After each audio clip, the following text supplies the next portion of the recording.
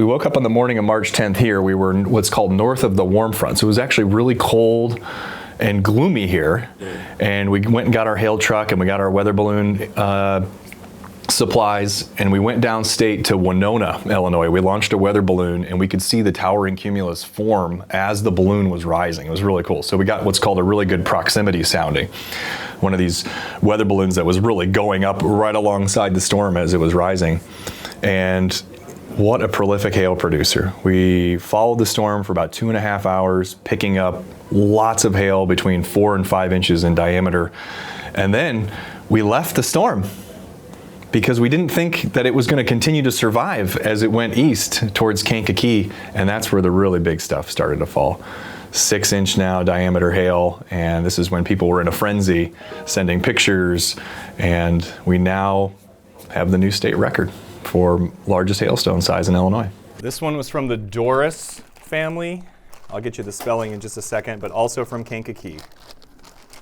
And once I posted that one online, she's like, I think I have one bigger for you. I was like, that can't be real. That's not from Illinois. That's got to be from somewhere in Texas, because there was a risk for severe thunderstorms that day all the way southwest into Texas. And so when I first saw the picture, I was like, oh, that's got to be from a supercell in Texas, not Illinois. And once I started to see the damage pictures coming out of Kankakee, I was like, wow, that's legit. That the largest stones that day were all in Northeast Illinois. And I knew right away that we had contenders from the record, right? Because the previous record in Illinois was only 4.75 inches. So I got in the truck and immediately drove to Kankakee to meet those people to pick up these hailstones, because I knew that they would very likely be the new Illinois state record. Whew, that is a chunk of ice. All right, we're gonna go for max dim. So we need to beat the 154. We need to beat 154. Well, he usually does that. So I got 168.05. It's like 6 3/4, almost 6 3/4. Yeah. Let's see. Hold it that way sure. for me right there. Sure. All right, 93.03. Mm-hmm. We'll go. That spike. Yeah. And then 134.35. Got it.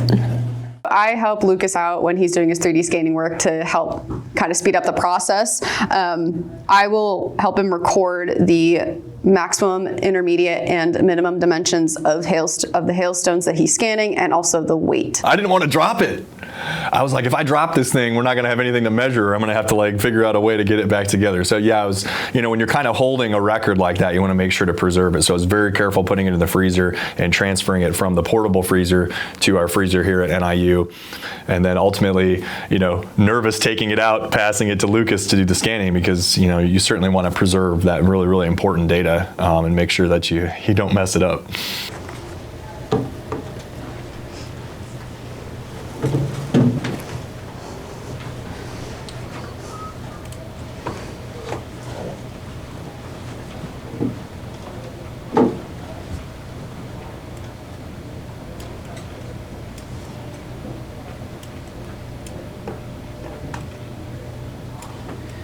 All right. How's it look? Good? Got it. Yep. Sweet. I can see the big spike, so that's Yeah. Well, it's now preserved forever. The thing about a hailstone is that over time, there will be some sublimation that will happen in that freezer, and it will get smaller with respect to time. And every time we take it out, there's going to be a little sublimation that happens and so on. But now with the 3D scan, we have it preserved forever. We can make 3D prints of it. We can replicate it. We can send it to the people that found the hailstone. What a cool gift for them, right? To be able to see that stone that they found and now have a replica 3D print of that. It makes me really happy because now we have it preserved forever. I'm super thankful that IBHS made the trek up here. We can obviously get quantitative measurements through calipers and put it on a scale and get some of the measurements that we're interested in.